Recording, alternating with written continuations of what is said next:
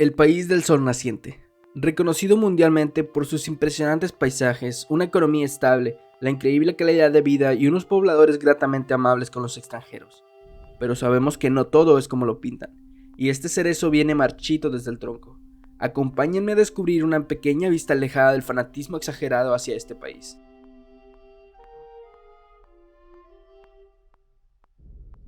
Jimmu Tenno fue el emperador legendario que, según la tradición, fundó la nación japonesa. Descendiente de la diosa del sol Amaterasu, Jimmu Tenno completó la pacificación del Japón y en el año 660 AC ocupó el trono del recién creado Imperio japonés. Desde ese momento comenzó el Japón imperialista y por mucho tiempo expansionista. No olvidemos que este país fue conquistador, con todo lo que esto conlleva, y que fue llevado a tal nivel que el país pudo convertirse en lo que es hoy en día China. Tienen un fuerte sentido nacionalista y querían ser un verdadero imperio, expandiéndose hacia Manchuria, Corea y las Indias holandesas, pretendiendo crear una hegemonía que se concentrara en el área de Asia.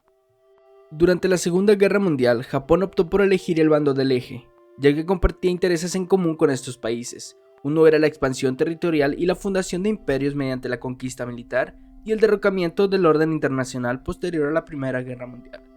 Y otro era la destrucción de la neutralidad del comunismo soviético. Sabemos cómo terminó todo esto para el país, comenzando su caída económica y social, y es que el extremo nacionalismo y soberbia de sus dirigentes los llevó a tomar decisiones equivocadas. Para ser breves y como dice Alan por el mundo, a Japón casi se lo lleva a la chingada en la Segunda Guerra Mundial. Pero este no sería el final.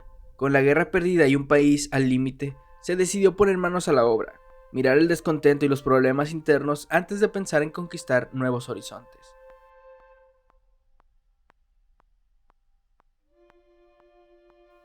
En 1945, con 2 bombas atómicas, 100.000 habitantes menos, sin yacimientos mineros o de petróleo y con menos del 11% de sus tierras cultivables después de la guerra, los japoneses se dedicaron a la reconstrucción y el desarrollo de nuevas tecnologías.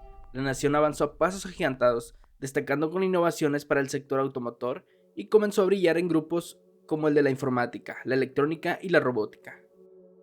Sus productos comenzaron a ser muy demandados en los mercados internacionales y esto fomentó la circulación de la moneda extranjera dentro del país e impulsó la reactivación de la infraestructura y la economía.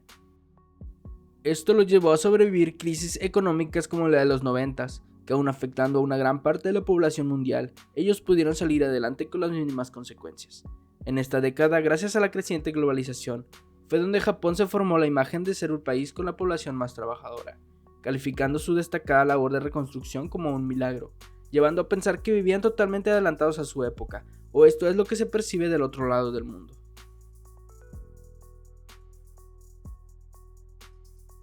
Pero dentro existían familias que día a día soportaban las duras cargas de levantar un país totalmente en escombros.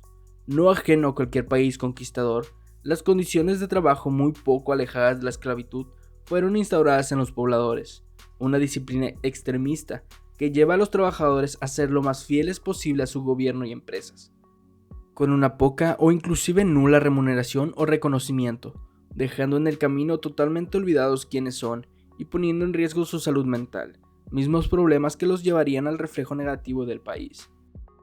Desde el fin de la Segunda Guerra y en menos de 20 años, la reconstrucción se llevó a tal nivel de ser capaces de ser sede de los Juegos Olímpicos de 1964, aprovechando la tensión e inaugurando el primer tren bala, mostrándose internacionalmente como un país en potencia y plenamente desarrollado.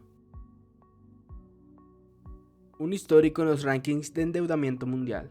Su deuda es superior al 257% de su Producto Interno Bruto, dato que sitúa al país nipón como el estado con más deuda en el mundo.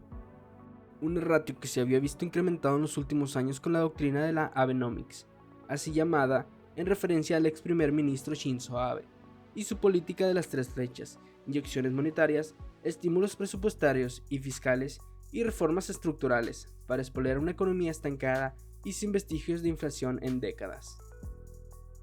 Al mismo tiempo, la economía de Japón es la tercera mayor a nivel mundial, tras los Estados Unidos y China.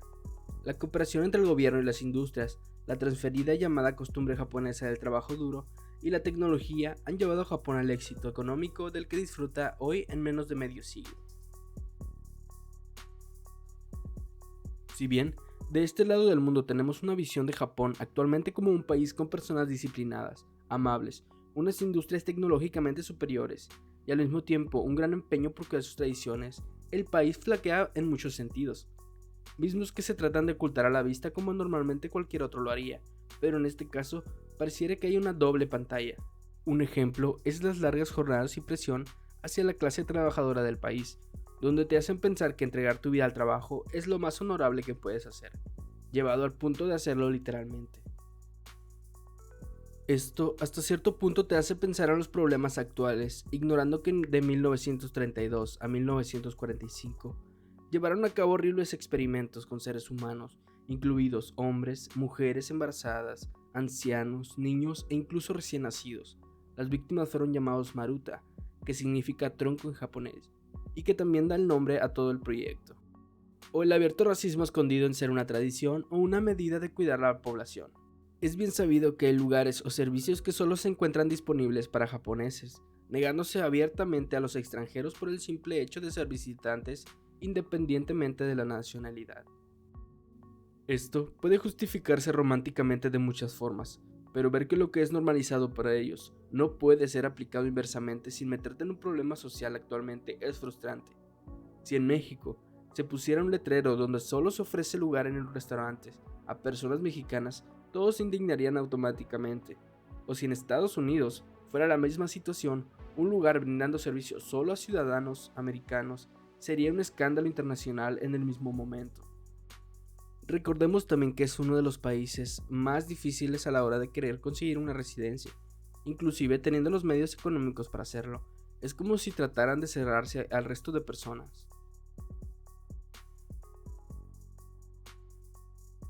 El futuro de Japón parece estar ligado a constantes desafíos culturales, políticos y en este punto generacionales, ya que pronto atravesará una de las crisis poblacionales más difíciles de su época, ligado a una recesión económica. Serán dos grandes puntos a trabajar en el futuro del país, pero concentrémonos en la cuestión social. Si bien los índices de natalidad son bajos, esto da el margen a que aparezca una nueva generación, tal vez más abierta de mente y enfocada en olvidar las sombras del país. Una que se enfoque en llevar a su población a un pensamiento diferente sin perder su esencia. Pero no podemos apresurar las cosas. A final de cuentas, un árbol viejo y moribundo convertirá sus problemas en abono, dejándonos a su paso una nueva semilla, que dará frutos mejores a los anteriores. Si bien no todo es negativo y polarizado, no ignoremos el pasado. Podemos continuar aprendiendo lo bueno y desechando lo malo, dejando de idolatrar a un país y viéndolo como lo que es, un territorio con humanos, mismos que tienen errores, dificultades, soluciones, paz y lealtad. Solamente no hay que idolatrarlo, hay que verlo de la manera más real posible. Espero que este video te haya gustado. Si es así, no olvides dejar tu like. También agradecería mucho tu suscripción al canal para seguir creando más y mejor contenido. Yo soy Alex y recuerda que se pronuncia atómico. Se dice atómico.